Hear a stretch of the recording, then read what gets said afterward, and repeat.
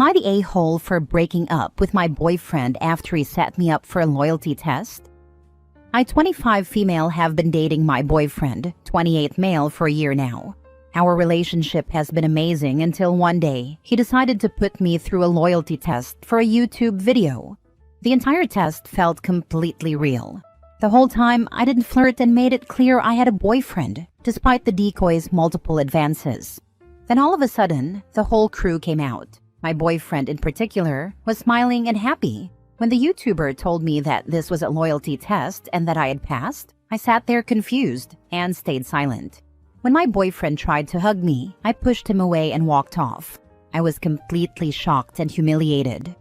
I knew this was going to be on YouTube, so I didn't want to react the way they probably wanted me to, yelling, crying, making a scene. I simply said, the relationship ended the minute you decided to put me on a loyalty test. My boyfriend tried to stop me, saying I was being dramatic and that I had no reason to be mad since I had passed. That just made me angrier, and all I wanted to do was go home. The next day he called, wanting to talk in private, which I agreed to. However, he had already told his friends, our mutual friends, and my own family about the situation. During our conversation, he would call them or pull up their text messages so they could back him up. They all said I was overreacting and that I should be happy because now that he knows I would never cheat, we can finally settle down and be together. Yes, I love him and had considered that in the future, but I felt completely invalidated. In my opinion, loyalty tests are a lose-lose. Either you cheat or you don't, but either way, it proves that your partner doesn't trust you. I was completely confused because I thought I had given him zero reason to doubt me. So, when I asked him why he did this, he admitted that it was only because his ex had cheated on him multiple times in the past with her coworkers. This meant he had lied, because he had told me their breakup was mutual and drama-free. Also, I never realized he had trust issues, because I'm such a homebody and work from home. Now that I recently got a new job and was leaving the house more and meeting new people, it put me in the same situations and settings his ex had been in.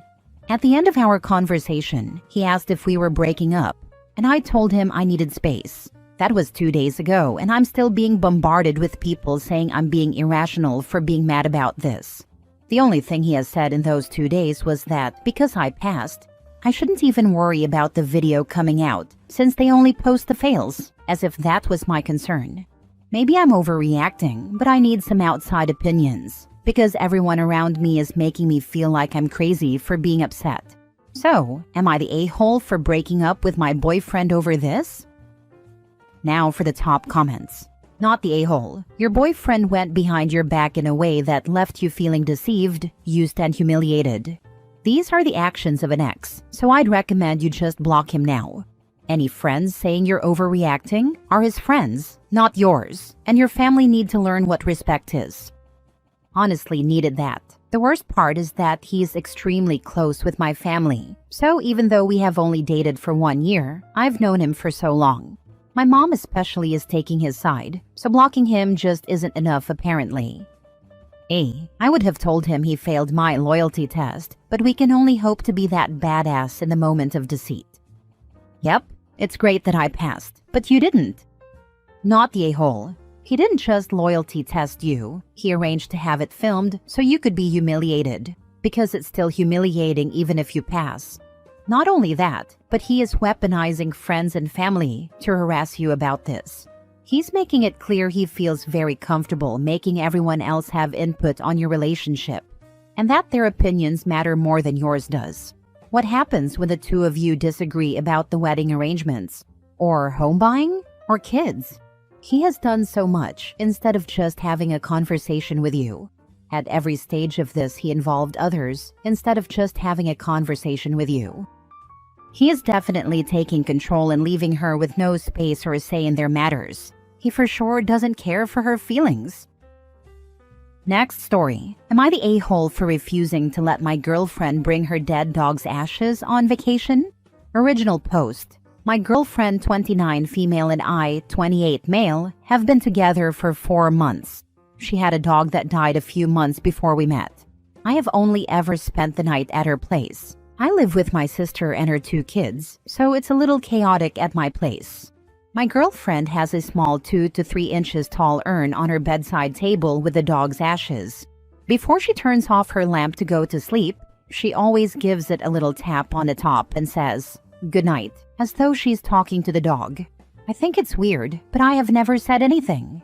We were supposed to go away for the weekend. On Friday, I was watching her pack and noticed she took the urn and put it in the top pocket of her backpack. I asked what she was doing. She said she didn't want to leave the dog behind.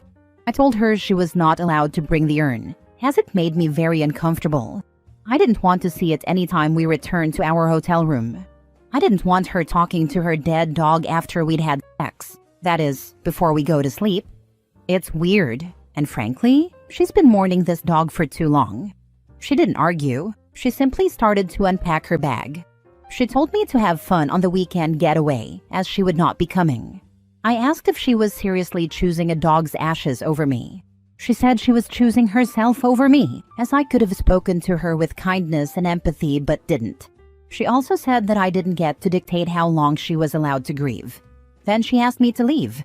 She hasn't replied to my texts. I think she's overreacting. My sister said she can see both of our sides.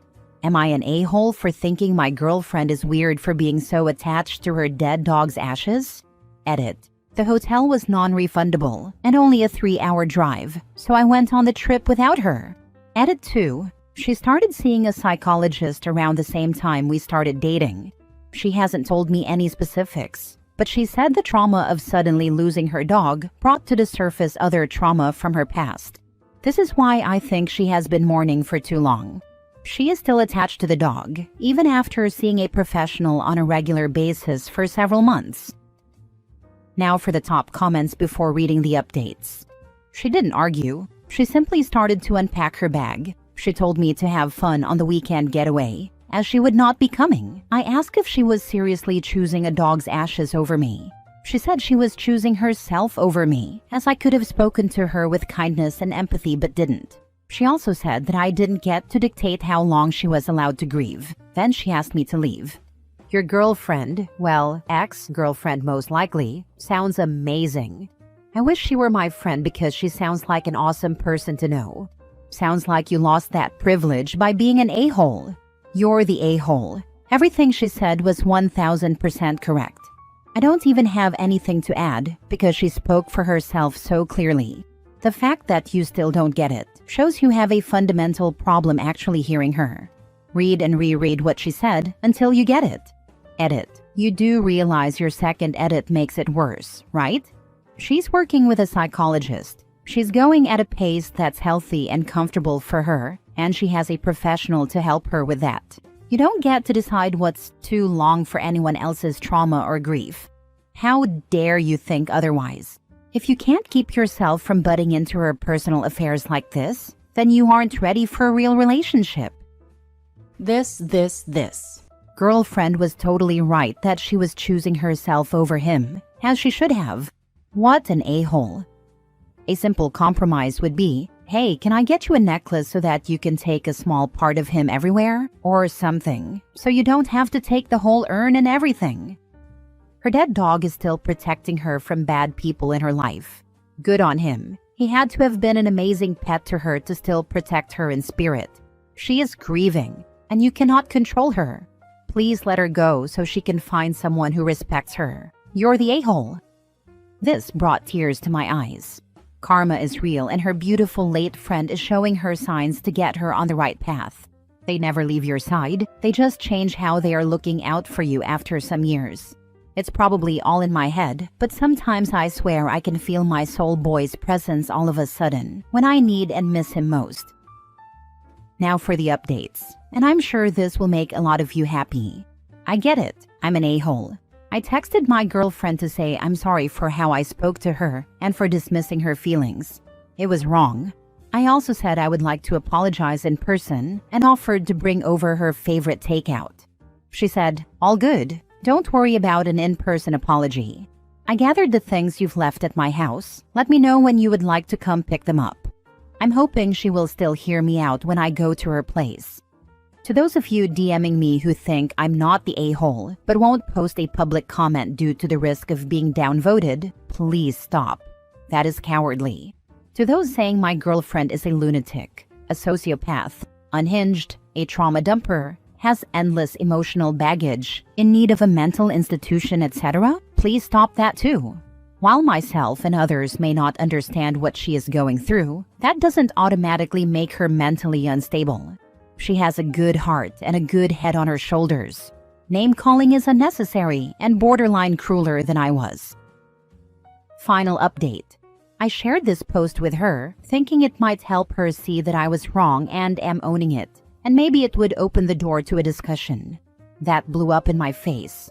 I probably should have deleted some of the questionable comments I made in this thread. She texted to say, "Your things are now in a garbage bag on the porch. Pick them up sooner than later so they aren't stolen. Goodbye, OP. Please respect my wishes and don't text me anymore." Next story. Am I the a-hole for banning my husband from all doctor appointments after he repeatedly messes with me while I'm pregnant? So, I'm currently pregnant, about 6 months along, and my husband has been doing this thing every time we go to a doctor's appointment. He'll drive me to the appointment. Then when I'm about to get in the car, he drives forward a little, then reverses, then drives forward again. He does this a few times and it always frustrates me. He thinks it's hilarious and says he's just messing with me. I started to get really frustrated. I'm already dealing with the physical and emotional toll of pregnancy, and this just feels like him poking fun at me when I'm already tired and stressed. I told him it bothers me, but he just brushed it off and said I'm overreacting and that he's just having fun. We had a big fight about it the other day. I tried to explain how it's making me feel and he got defensive, saying I need to lighten up and that it's just a joke. I told him it wasn't funny anymore and that it wasn't something I wanted to deal with during my pregnancy. The final straw was when he did it again before a doctor's appointment yesterday, and I was just done. I ended up calling my mom to take me instead and told my husband he was banned from all future appointments. Well, now he's furious. He's demanding to be there for the next appointment because it's the one where we'll find out the baby's gender. He says this is a huge moment and that I'm being unfair by not letting him come. I told him I need him to respect my boundaries, and this is one of the ways I'm doing that. But he keeps insisting that it's just a silly little thing, and now he's calling me unreasonable for making a big deal out of it. Am I overreacting here? Don't let him go. Tell him it's a boy. Not really, it's a girl.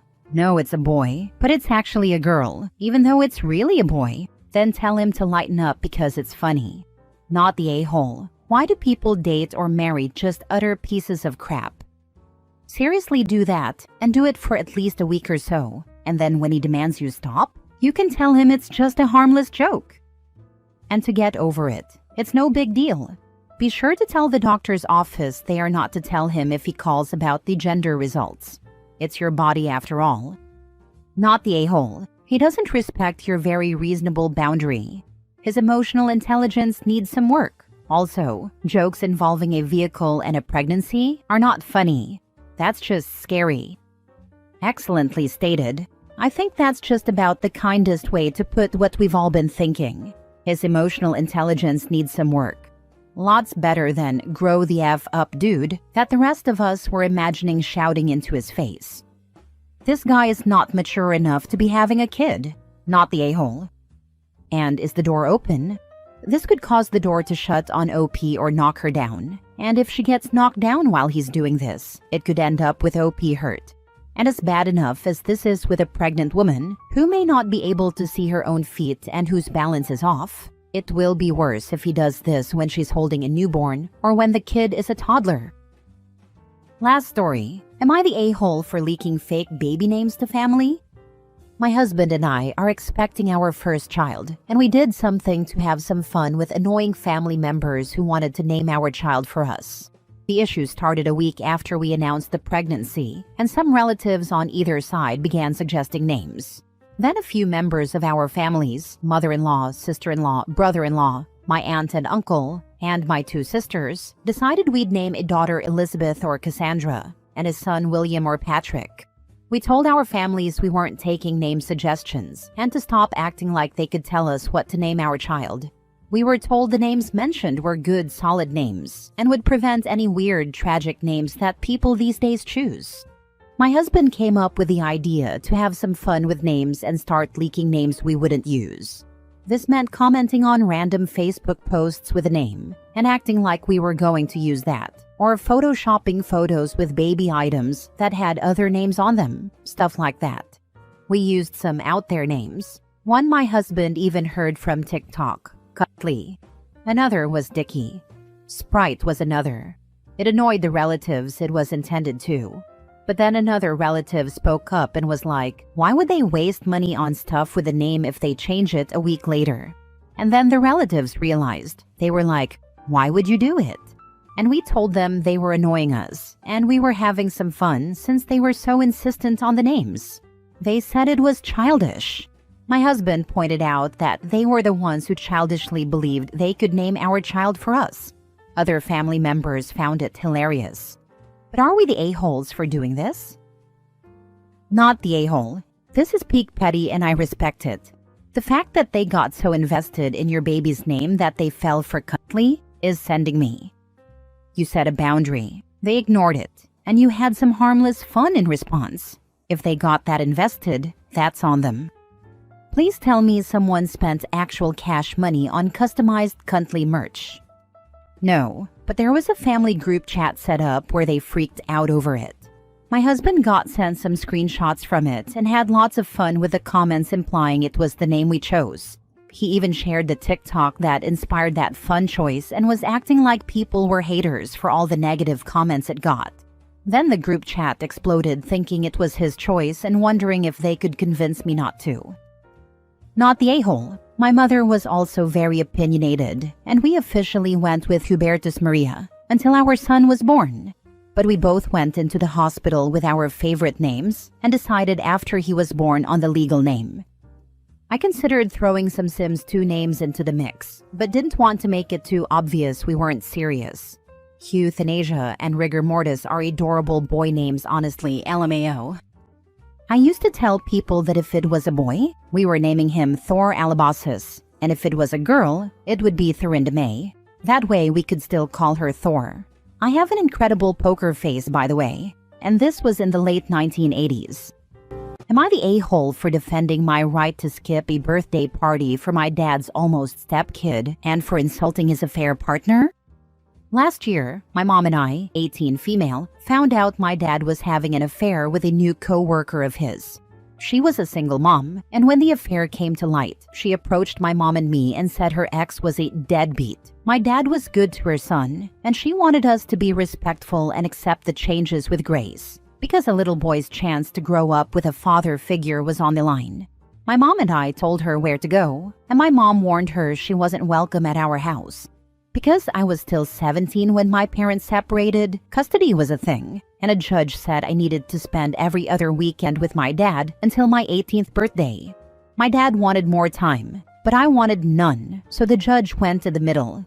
I hated it, but once I turned 18, it was over. My parents' divorce was finalized a few weeks after my birthday, and we were free of my dad forever. When I spent weekends at my dad's house, his affair partner tried to befriend me and make me play sister with her kid. I was rude to her and made it clear she was not my friend and I wasn't going to be nice. She tried her whole BS speech again about her son, and I told her I didn't care about him, that he was not my problem and not my responsibility. But I couldn't be a jerk to a kid, so when he was around me, I was nice to him and he got attached. I didn't. Honestly, I hated when he would seek me out, but he was a kid, so I dealt with it nicely. My dad told me he didn't want his affair to change our relationship, and that he wanted me to stay as little girl. I made it clear his actions had changed things, and our relationship was never going to be the same. I said there wasn't going to be one as soon as I could stop seeing him. He fought against what I said and wanted therapy with me, but I refused to go. To me, cheating is disgusting. Had my dad just left my mom when he was unhappy, that would have been fine. I wouldn't have been mad. Divorces happen. I know cheating does too. But cheating is so disrespectful and disgusting, and to expect me to play family with that woman? Never. So my anger isn't just at this affair partner, it's at him too. It always will be. Anyway, sorry, I just wanted to say that. I got an invite to the kid's birthday party. I'm guessing he's about 5. I'm not totally sure, but I knew I wasn't going, so I ignored it. My dad complained to my grandparents about me not showing up and upsetting the kid. They wanted to know why I didn't go and said I should have come to let him see I wasn't abandoning him. I told them he wasn't mine to abandon, and I wasn't going to stay in his life. They told me he's just a kid. I said he's a kid who isn't my problem. They wanted me to feel bad, and I made sure they knew I didn't feel bad and that I knew I didn't have to. They disagreed. Then the affair partner showed up while I was walking home from work to talk about me not showing up, and she wanted me to know her son missed me. I told her to leave me alone, but she kept talking, saying so much crap about her son's feelings. I told her to leave me alone and that she was one of the last people I wanted to hear from, but she still wouldn't let it go. So I told her the last person I wanted to hear from was a dirty, disgusting homewrecker like her who sleeps with married men.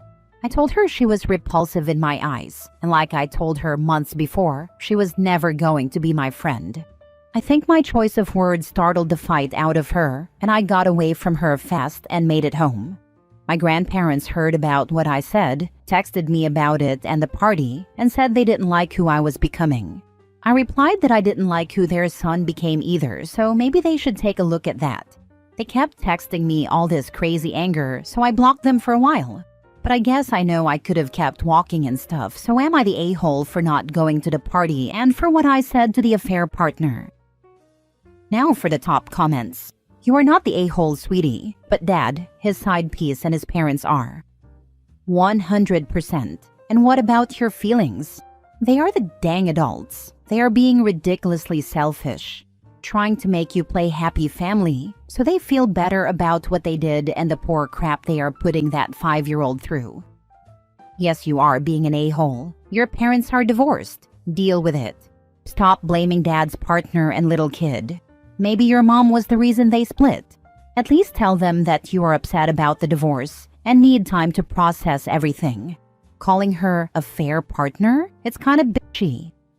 I'm not upset about the divorce. I'm upset that my dad was a whore who cheated on my mom, and that the affair partner knew what she was and didn't care because she wanted a dad for her son. Not the a-hole. You treated the child with kindness when forced to be present, but you're not obligated to have a relationship with any of them now that you're an adult. It sounds like a fair partner intentionally sought out a man with a kid, so she could know her kid would have a good father figure, and she assumed she'd get him an older sibling as well.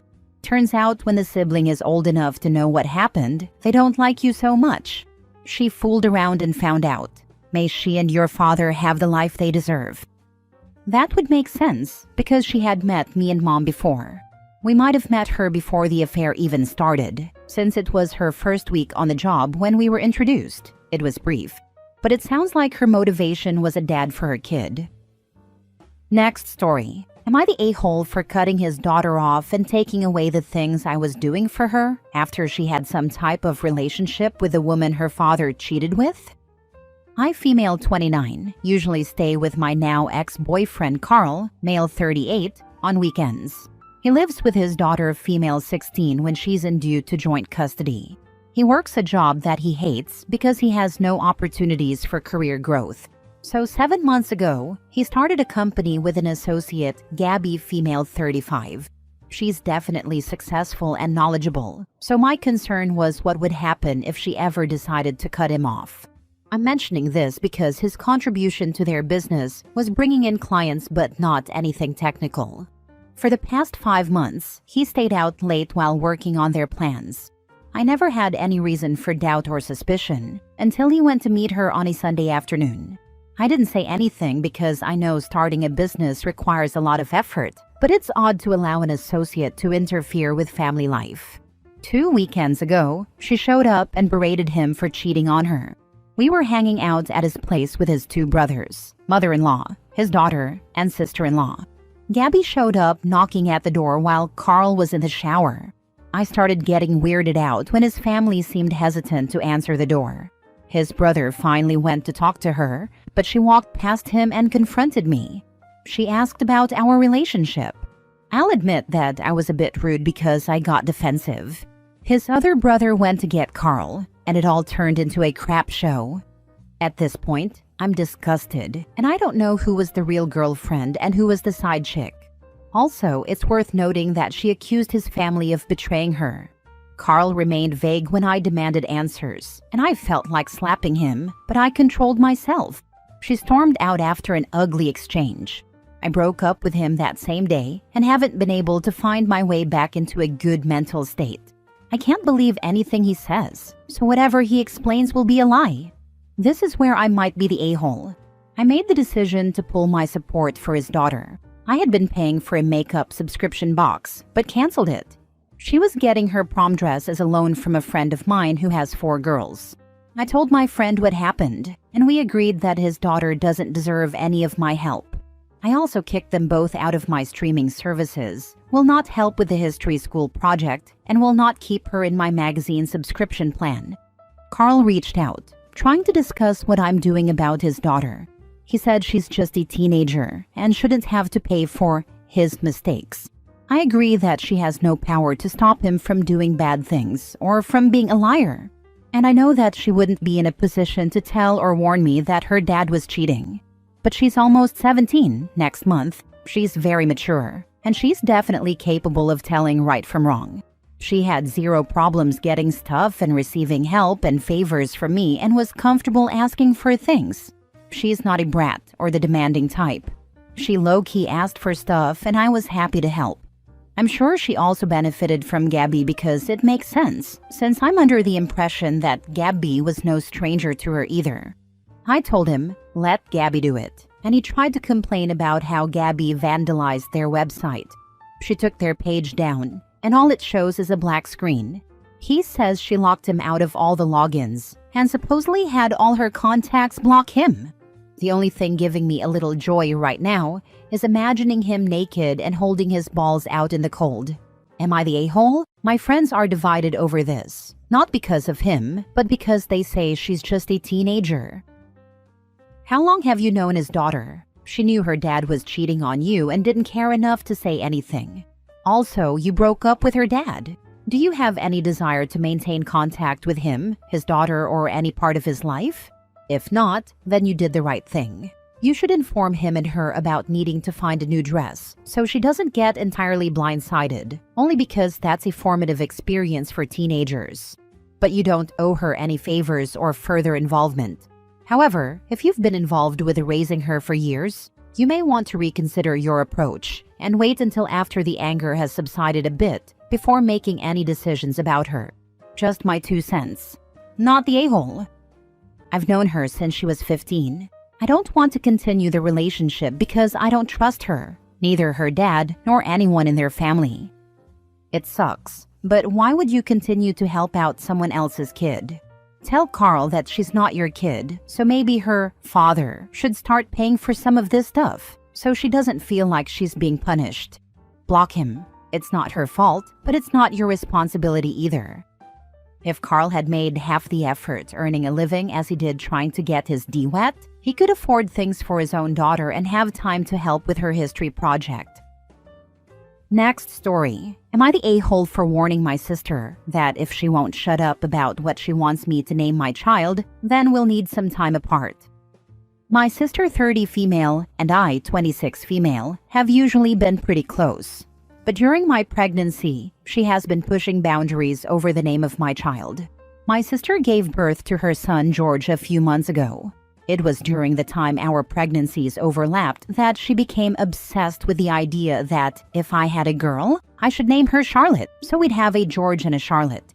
She's obsessed with all things Bridgerton, so that's where her inspiration comes from, along with her love of classic vintage names. My sister likes older names anyway, and she has been a little opinionated on names I've liked in the past. Before either of us were pregnant, I mentioned that a little girl we met had a cute name, Meadow, and she was like, OMG no, that's not the kind of name we should ever consider for our future kids. Another time, after our cousin had a baby and named him Dex, I said how much I loved it. Later, my sister asked me why I'd lie, and I told her I didn't. I really loved the name. Even with things like that happening occasionally, she didn't fixate on it. But now, totally different. At the very start, she told me I should choose a vintage name for the baby, like Ethel, Evelyn, Arthur, or Theodore. I told her I wasn't looking for name ideas and wouldn't discuss them with anyone but my husband.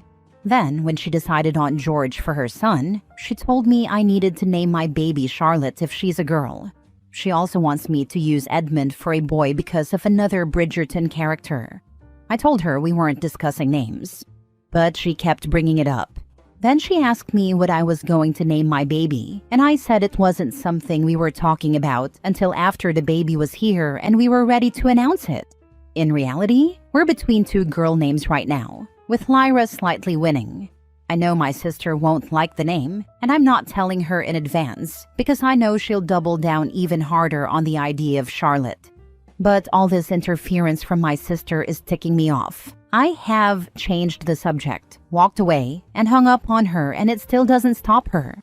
So the other day, when she brought it up again, I told her to stop, that I don't want to repeat myself anymore. But if she won't shut up about the name Charlotte or what she wants me to name my child, then we'll need some time apart, and I won't answer any calls or go anywhere she is.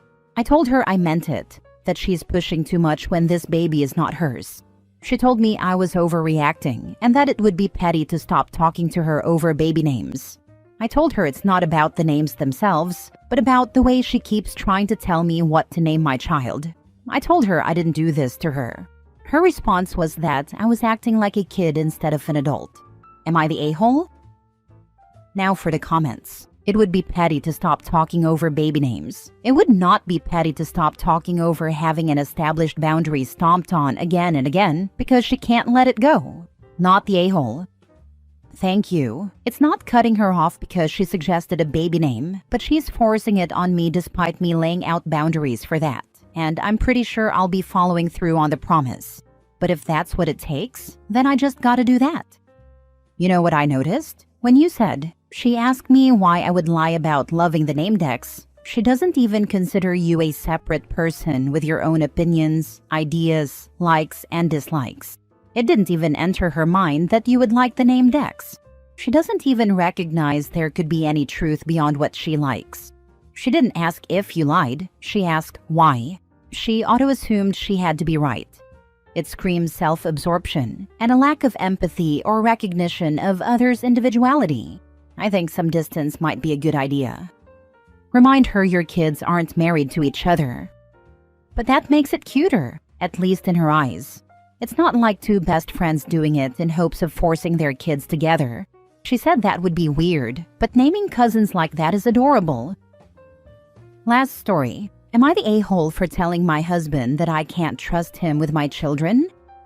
I, 32 female, was cooking dinner and feeding the baby when my husband, 33 male, came home with a toddler after picking him up from childcare and noticed he needed a nappy change. He is a decent modern-day dad who happily changes nappies, so he went to do it as usual. I was finishing loading the dishwasher while still boiling water on the stove and watching the baby in his high chair, when my husband called out because the toddler was crying due to severe nappy rash. I was hoping he could deal with it, but he seemed to panic and just said he would stop. I went in and saw him closing a fresh nappy without having cleaned the toddler. I took over. Sure enough, the nappy rash was bad, which was all the more reason to clean it properly. So you can lather on the cream for healing. Once done, I went back to cooking dinner while my husband sat on the couch with the toddler. I said I wasn't happy that he didn't handle that situation because it worries me if I'm ever not here. What if I die? What if I go out for a night? How can I trust him to look after the kids if he can't even deal with such a basic task? He then started saying, yeah, well, if I was a normal husband, I wouldn't even be home from work yet, and you would have had to do it anyway. Then said something about it being a woman's job. While I was offended by his comments, I said it was irrelevant because we weren't talking about gender roles. He brushed it off completely as not a big deal. I said that I found it horrible that he couldn't see that this was an issue or admit he was wrong. He then said, "What I find horrible is that not 5 minutes after coming home, I get yelled at and abused when all I was trying to do was help." Is he right? Am I the a-hole for thinking he should have been able to handle the situation? Or should I have been more supportive and helped without commenting? Info: Are these his kids? Why did you refer to them as your kids? Yes, sorry, they are our kids. That's kind of telling, isn't it? Not the a-hole. Dude really said, if I was a normal husband, I wouldn't even be here. Like that was some kind of flex. Sir, what? You weren't yelling at him for needing help. You were concerned that he straight up gave up mid-wipe and was about to leave your toddler marinating in their own disaster. That's a parenting red flag, not a husband getting nagged moment. He doesn't have to be perfect, but bare minimum, he should be able to handle basic hygiene without tapping out like it's a UFC match. Dude's mad he doesn't have a longer workday, while complaining he has to then do something at home as the trade-off? He'd rather be at work than participating in life with his family. Am I the a-hole for not helping my brother and my ex with the kid they had together and telling my parents to step up if help is deserved? I, 25 male, was dating Jade, 24 female, for 4 years. We broke up several months ago when I found out she'd been sleeping with my brother Tommy, 24 male, for months or maybe even years. Heck, maybe they were secretly cheating since the start. I don't even know anymore. Jade and I lived together, and I thought we were expecting a baby together. Then I walked in on them. I didn't catch them in the middle of it or even in bed, but it looked intimate and way too comfortable. They told me I was imagining things and I said I didn't believe them. Tommy said he'd never do me like that we're brothers and we're there for each other. BS like that. I broke up with Jade. She and Tommy still said I was crazy and that nothing was going on. But once Jade realized I was serious and I wasn't supporting her through the pregnancy any further and wanted a DNA test, Tommy came crawling to me, begging me not to put Jade or his kid at risk. He told me I could be the dad and raise the baby and he'd never be with Jade again. But she wanted what I could offer her and the baby, and he wanted the best for his kid. Our parents were shocked by what had happened, but also frustrated because Tommy was bouncing from job to job after college. He had no stability or stable income, and Jade wasn't in a much better position. Meanwhile, I had gone to trade school, was earning good money, and had stable employment. They berated Tommy and Jade like crazy, and I stepped away from the two of them. I said I would only step back in and communicate with Jade if the baby was mine, and I said I'd pay for a DNA test. Even without knowing, they tried to list me as the father on the birth certificate, but luckily, I needed to be there, so that failed. My parents paid for Tommy to take a DNA test at the same time I did, and the DNA proved he was the father, not me. Jade begged me to take her back and said the baby was really ours no matter what DNA said. I blocked her everywhere after that and did the same with Tommy. They still tracked me down in public, but I ignored them. I told Tommy we weren't family anymore and to remember that he was the one who broke our relationship, not me. The baby is about 4 months old now, and my parents are taking issue with the fact that I ignore that the baby exists, just like I now ignore that Tommy and Jade exist. They told me I could have sent the baby a gift or something, that I'm still the uncle, even if I'm not the father. I told them I wanted nothing to do with the mess, and it's up to Tommy and Jade to figure this stuff out. My parents argued that a good uncle is still important, and that the baby hasn't done anything to deserve being rejected. I said the baby is innocent, but it's attached to parents who are both pieces of trash, who deserve nothing from me. I reminded my parents that we're talking about the same people who expected me to believe I'd raise the kid as my own, that they'd stop cheating, and who even tried to force my name onto the birth certificate. Those people. I said the baby might be doomed, but I don't feel responsible for saving it from that life. My parents said Tommy and Jade need help for the sake of the baby, and that the baby's well-being should be all anyone cares about. I rolled my eyes, and my parents told me to take this seriously. They said there had been a 50% chance the baby was mine, so how could all those feelings just vanish like that? They argued that the baby, and even Tommy to a point, still deserve support, because no matter what, he's still my brother.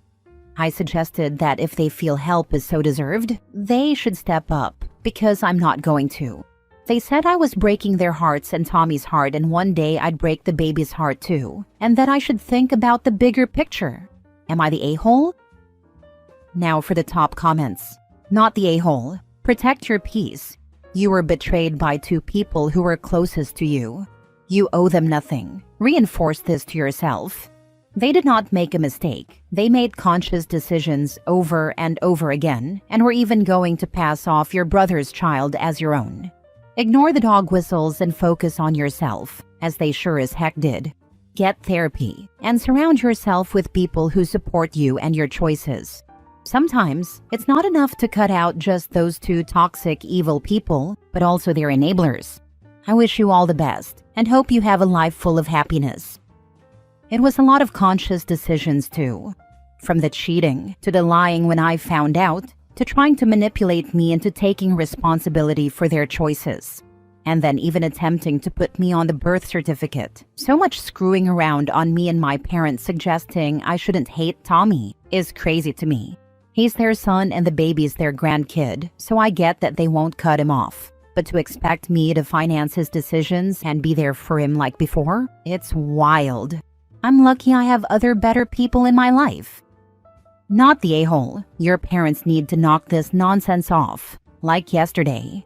If they are so concerned about the baby and Tommy and Jade, then they can help out. But this is not your problem. You don't owe any of them, including their baby, anything. Oh, my favorite part was Tommy saying he would never be with Jade again, and that she wanted what you could offer her and the baby. What a pig. I guarantee you, once you took her back and played Dada to her kid, she would go right back to hoeing around, be it with Tommy or some other doofus. Tell your parents if they keep up with the emotional terrorism, they will end up on the no-contact list too. Hopefully that jolts them back to reality. Tommy and Jade can eat a bowl of nicks. I know that too. They probably would have had me raising all of their babies, and then once it was over, they'd run off together. Or at least he'd swoop in and play dad when the hard work was done. And what about your heart? You're being cast as the villain when you've done nothing wrong. They've made their bed. Mine is supposed to be so full of love for him and the baby at least, that I don't hurt and can be the bigger person, or whatever way they'll try to sell it. Bigger person my foot. Those are just sorry words to manipulate people and guilt people into doing what they want. Grandparents are just scared they are going to get stuck raising the kids because both parents are losers. Next story. Am I the a-hole for refusing to go and standing my ground after my ex-friend and my ex-girlfriend invited me to their wedding? Believe me, I'm still confused, and I don't get why I'm so important in this story. I mean, it's an old story that I thought was past and buried, but apparently not. So when my daughter Sophie was 3, she isn't mine biologically because she is the daughter of my best friend who died of cancer and her mother disappeared out of nowhere and never showed up. I was with an old ex of mine, Clara. After only 1 month of our relationship, I caught Clara cheating on me with a friend of mine. I broke up with her immediately and ended my friendship with him. I blocked their numbers and all contact on social media. But to me, that was it. I thought it was the end. But it wasn't. For years they tried to make peace, but I always refused rudely and aggressively because the pain and anger were always there. But now, this situation has made me wonder what kind of weirdo I was with for a month. At that time, she was one of those people who believed in karma, luck, and all this mystic stuff. But I never realized how deep it went. Well, a few hours ago, I received a text from Clara inviting me to their wedding, which would be in 2 weeks. According to her, it was a way to throw away the past and be a better person. But I just refused, saying, absolutely freaking not and go to hell. I genuinely thought my reply was clear and loud enough, but apparently it wasn't. And now a whole circus of drama and ridiculousness has started, which makes no sense to me. Apparently, in the last few months, they were always fighting, so they sought help from one of those fortune tellers. And according to them, all their problems were because of the bad karma I sent them for their betrayal. So if I don't forgive them and come to their wedding, it will be a disaster. In the past 2 hours, my phone has been blowing up with texts and calls from Clara, my ex-friend, and even their parents. They are all trying to convince me to forgive them and attend their wedding. I'm currently replying to all their texts with just, "Go F yourself and go to hell." Of course, I have never forgiven them and never will, so they can insist all they want, but I will never do it. They even tried the pathetic move of making me feel guilty by saying that if I don't do what they want, the disaster at their wedding and in their marriage will be entirely my fault because of my bad karma and malicious influences. I might sound cruel, but I'm actually enjoying this whole circus because their excuses are so nonsensical that it's hilarious. They haven't tried reaching out to my parents or our friends because they know what happened and that they would never help them.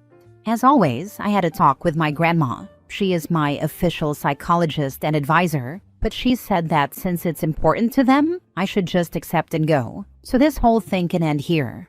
According to her, I should fake forgiveness but go to the wedding anyway, so this pathetic story can end. But I don't know.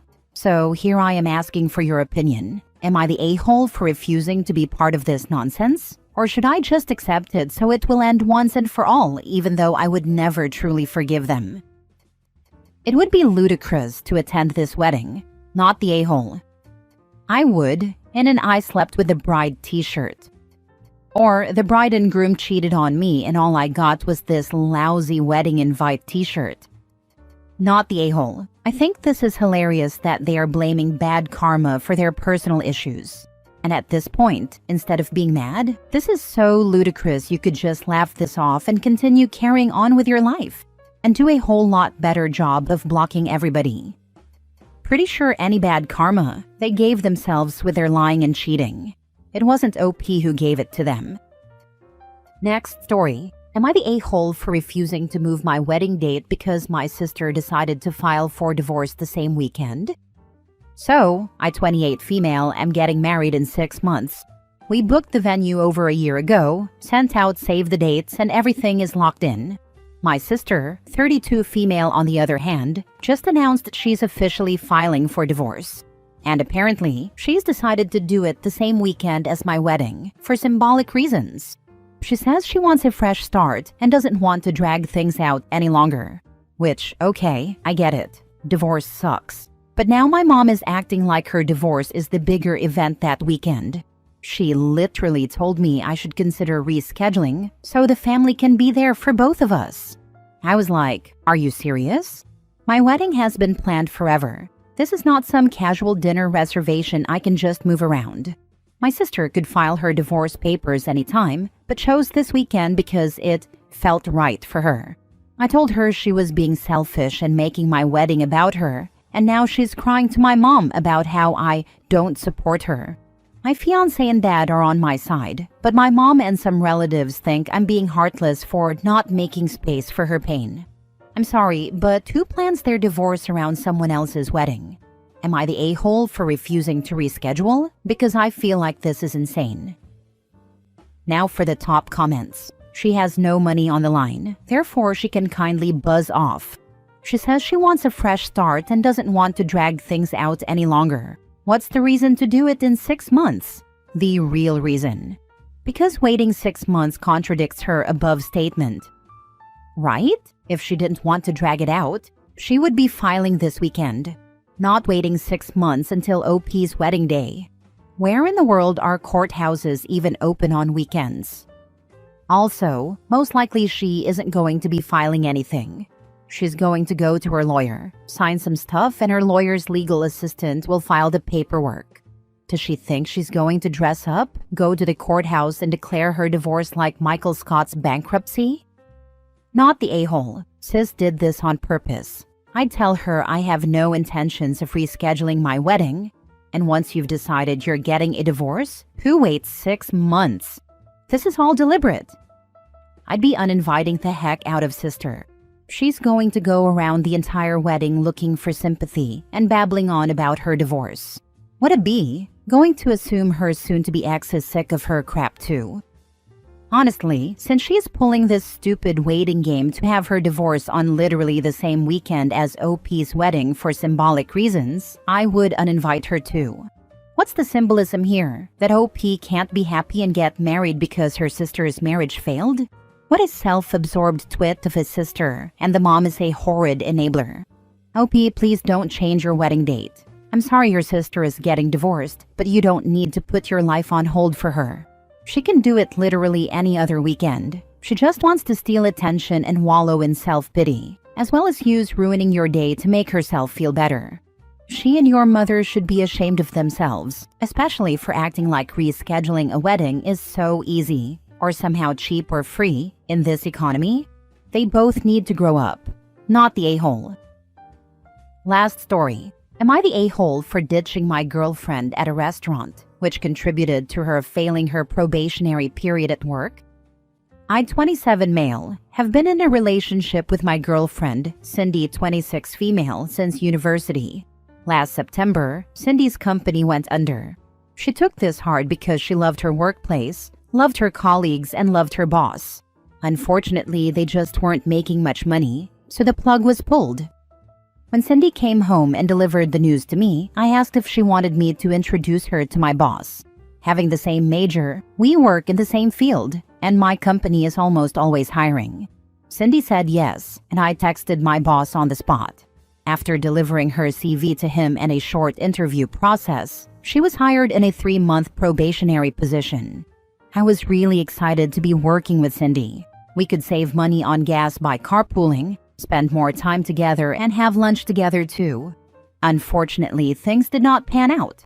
To be frank, Cindy was a horrible employee. She showed up to the office 15 to 20 minutes late virtually every day. I had to give up on carpooling with her because I have a morning meeting, and I need to get to work 15 minutes early every day. Cindy's favorite activity at work was opening up a blank Google Doc and looking at her phone under her desk.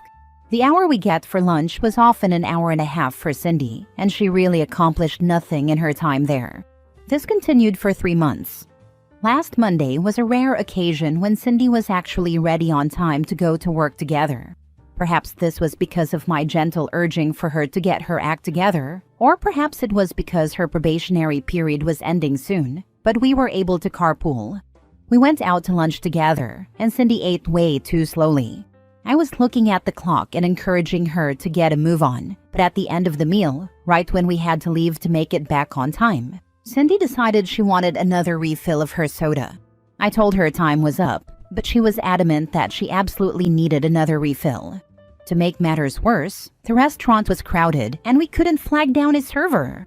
I put the cash for the meal and a tip on the table and told Cindy that I was leaving, with or without her.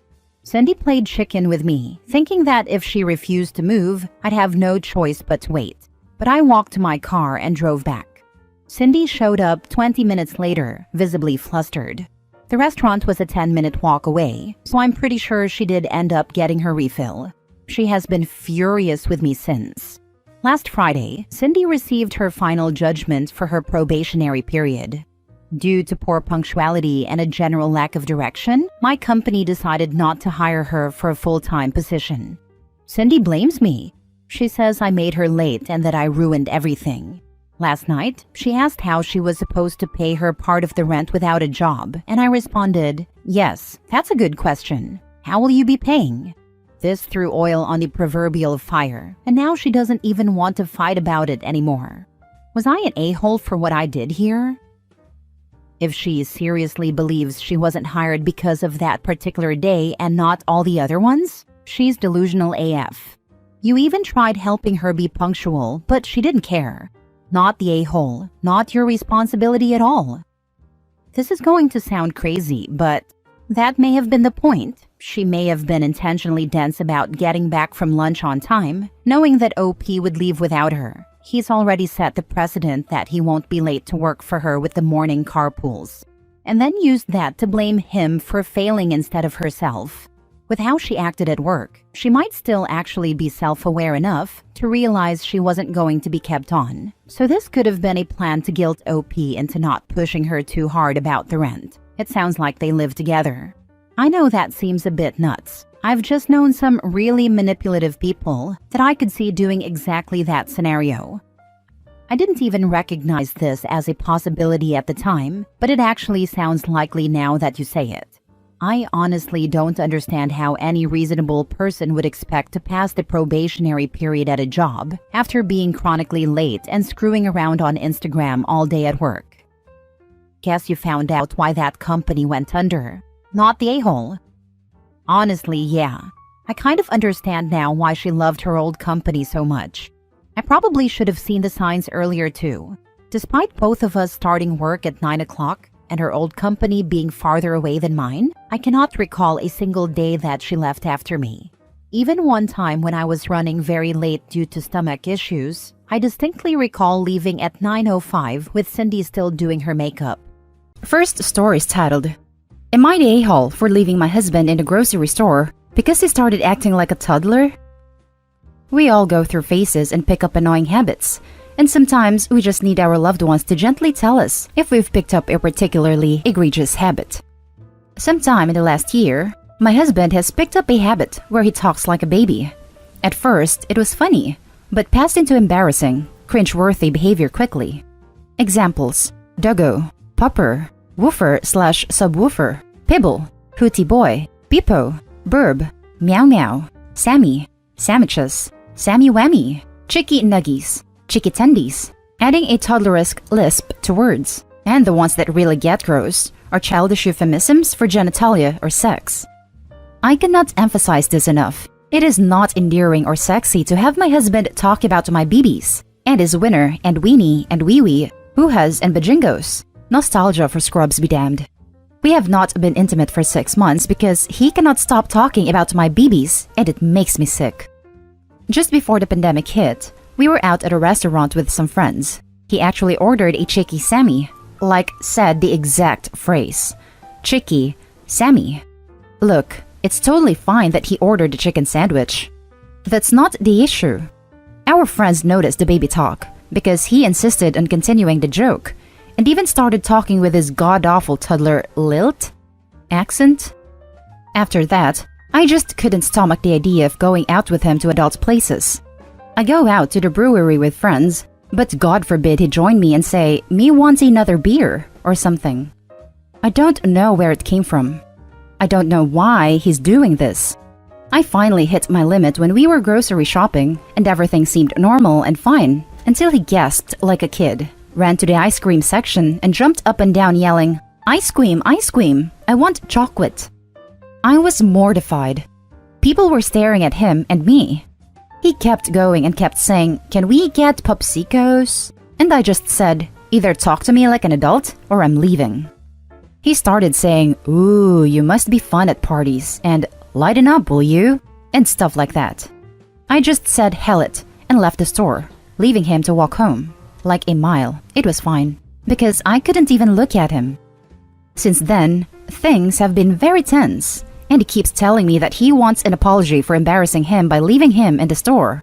I told him that people don't get to demand apologies. If someone wants to apologize, it's up to them. And I am absolutely not going to apologize for saving myself the embarrassment of a 35-year-old man with a mortgage and retirement account asking for chocolate ice cream. He got his freaking mom involved. No joke. She keeps telling me it's just a phase and that he's probably bored, and I should be happy this is his midlife crisis, rather than him sleeping with 19-year-olds at the local bar. I'm going crazy. Am I the a-hole? Do I really just need to let my husband continuously embarrass me like this? Edit. Sorry, there was only so much space. I have talked to him. Multiple times. Especially about the actual comments. I've made it extremely abundantly clear that him using terms like BBs and wee-wee are absolutely repulsive to me, among other things he says. Info, does he have a job? Yes, and he acts completely normal as far as I know. He worked from home for a while during lockdown, and I never heard him talk like this to anyone he worked with. Does he do it with friends? Sometimes, and it's generally meant to annoy them or gross them out, but he stops. He has friends where they think it's cute to embarrass each other. Is this a kink/fetish? If so, I'm absolutely done. Has he seen a doctor? No, but I've asked him if he needed to talk to someone because he was acting strange, and he accused me of being stuck up and judgmental.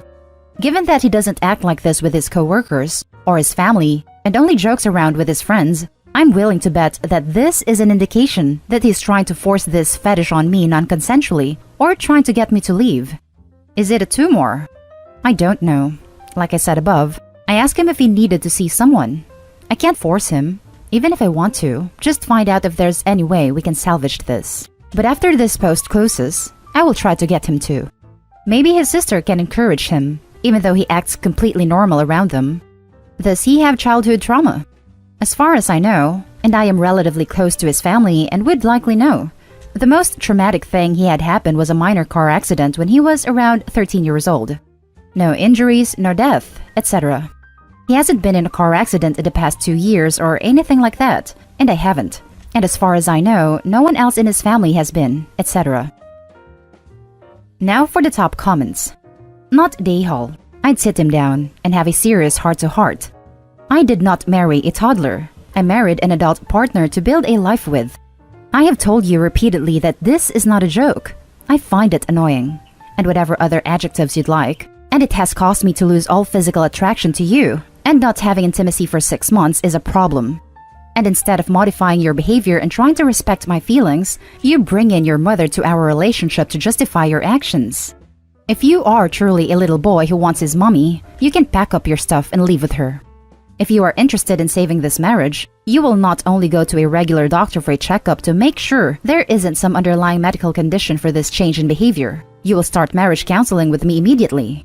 So, if this behavior is in response to some subconscious need you are not having met, we can figure it out together. These are your options. Fight for our marriage as an adult, or be a child that's not old enough for any sort of meaningful relationship and go live with your mother. Encourage him to go to the doctor. With a sudden change in his behavior, you're continuing talks to him about it and 6 months without action, and he still hasn't admitted there's a problem. He needs to get checked out. There might be something serious medically going on. Not Dayhall, but he got his mommy involved. So tell her she is welcome to take her toddler shopping while he screams for, "Ice cream, ice cream, I want chocolate." Not to bring him back till she has raised him back to adulthood. Edit. Also, I would suggest that a doctor's visit may also be appropriate, if this is in any way non-voluntary, because it may be linked to some kind of cognitive issue. Now for the next story. Am I the a-hole? I almost died at work today, and my wife is angry I didn't ask about her day when I got home. I had an accident where I lost control of an elevated work platform, EWP, on dangerous terrain, whilst working today. The EWP slid down the hill, did a 180-degree turn through a row of trees whilst I was elevated at approximately 5 meters. It was harrowing, and I was left shocked as it happened very quickly and felt like I was going to tip the machine. On return home, I had a shot, of vodka to steady my nerves and told my wife. She was cooking dinner and said some conciliatory things when I told her about the incident and asked if I was going to keep working this job. She then asked me to move out of the kitchen while she cooked. I got visibly upset, and then she said, "Well, you haven't asked me about my day." I had to look after our daughter all day. We're in lockdown for COVID and not allowed to leave the house at the moment. She then told me to look after our daughter who was having a tantrum. She since doubled down on her position and said she had exciting news that she now wasn't going to tell me. I said that that was her decision. I'm angry that it doesn't seem like she cares that I almost died, and I don't think me being impolite and not asking her about her day is significant in this context. Am I the a-hole? Now for the comments. Not the a-hole. Her priorities are whack. Oh yeah, you almost died at work, honey? Why do you have to make everything about yourself? You selfish hubby. Want to know how my day went? Kid, had a tantrum again. So hard. And you never ask how my day went. This is a surreal experience. Not the a-hole. Not the a-hole. She maybe didn't understand the severity of the situation? I guess that's possible. I explained it to her in detail, and I'm sure I used the phrase "almost died" in our second conversation though. I also said I felt like she didn't care if I died, and she actually didn't contradict it in the heat of the moment. Even if she didn't understand initially, I promise you, by the time she decided to hold back on sharing her news, she did. She could have apologized when she saw how hurt you were by her callousness. She chose to double down to hurt you further. She flipped the script on you. She slipped up by being uncaring. When you pointed that out, She said, well, you're impolite, to imply that you are uncaring too. But your event obviously trumps hers. You almost died. Trauma versus something she does every day. So very manipulative of her. But then she punishes you by withholding exciting news which presumably concerns your child. So you end up begging her forgiveness, and you forget just how little she cares because you are overwhelmed by your desire to hear about your daughter. Again, manipulation. Next story is titled, Am I the a-hole for not wanting to have my ex's stepdaughter some weekends? I, 32 female, have an 11-year-old daughter with my ex. We divorced 2 years ago because he cheated. He is now with the other woman and is married to her. She has a daughter who will be 11 soon. Ex's mother-in-law is sick, and his wife has been going to stay some weekends to take care of her. Ex works weekends, nights usually, and he asked me if I would take his stepdaughter those weekends his wife is gone. He framed it as being more time for the girls to bond. I said no. He called it unfair because I gave it no consideration. I told him I didn't need to consider it and that my answer was no. He said our daughter might say she wants it if I ask her, and that they would throw me some cash for it.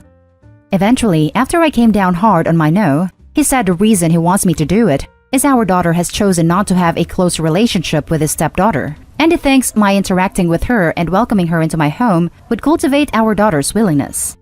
I asked him, was she mean or rude to the girl? He said no reluctantly, and I told him that was all I was willing to interfere in, and I am not responsible for cultivating our daughter's relationship with his stepdaughter. I told him the discussion was over. He and his wife are pissed about my refusal and say I would be helping them out while they're in need. Am I the a-hole for not wanting to take her on occasional weekends? Now for the top comments. Not the a-hole. You're not responsible to care for the child of the woman that literally played a hand in breaking up your marriage. Also, if your daughter doesn't like her stepsister, guaranteed there's a valid reason for it. If your ex-husband is so worried about them not bonding, maybe he should look into the reason why his daughter isn't a fan of his stepdaughter. Maybe figure out if some stuff is going down behind closed doors. Edit to add, many things fall under the valid reason category, not just the stepsister being a jerk like I suggested in one reply. So y'all need to chill out with your maybe they just don't have anything in common, or they're just resentful of the situation. Because both of those, as well as the possibility the stepsister maybe isn't the nicest, all fall under the valid reason category. Not your problem. Also, you have no reason to believe his story about the girls needing quality time. Is that true? Or are he and his new wife looking for a cheap/free babysitter? I think it's both, personally. Not the a-hole at all. Your daughter needs one-on-one time with her mom. It's just fair if she's asked to split her time with you with this girl, particularly if she does not like her. She's an individual. They are not a package deal just because their parents are married. Your ex is only asking this to convenience him. You need to do what is best for your daughter. Now for the last story. Am I the a-hole for telling my dad the reason I decided to stay with my mom? I, 15 female, chose at the start of lockdown to use that as an excuse to stay with my mom and change custody from every other week with each parent to living full-time with her. My dad wasn't happy with me at the time but let it go, until things got better, and then he was upset I didn't want to go to his house. And when he threatened to take it to court, I told him I would tell the judge this is what I want. He asked me why several times, and I would refuse to tell him. Until a month ago when I just said screw it and told him. I said I liked having my own room there and hated sharing with 2 other people at his house. And his wife always annoyed me by expecting me to take on bigger responsibilities than she expected of her daughter. I told him I preferred being an only child in the home and not dealing with the chaos of a blended family. He asked me why I never told him, but I did. He just didn't listen. He said it made sense for his wife to ask me to cook one family meal a week when I cook and her daughter doesn't. But that crap is frustrating, and it made cooking a chore versus something fun, which I know it can be in real life, but I always enjoyed it before the expectation was put on me. My dad was pissed after I told him. He said I was basically rejecting my family. Am I the a-hole? Now for the top comments. He said it made sense for his wife to ask me to cook one family meal a week when I cook and her daughter doesn't. You didn't cook either, until you did. Everyone has to learn sometime. He doesn't get to make you do more than the equivalent in the home and then be shocked when you don't want to be there. Not the a-hole. You're not rejecting your family, you're rejecting his family and a one-sided dynamic. Not the a-hole. Blended families are difficult. It's the parents' job to make sure the kids are happy and comfortable on both sides. If the stepmom is giving you more chores/work than her kids, then it's your father's job to step in and equal it out. I would say to give your dad a chance to fix these things though, and to understand your feelings of the other children being favored over you.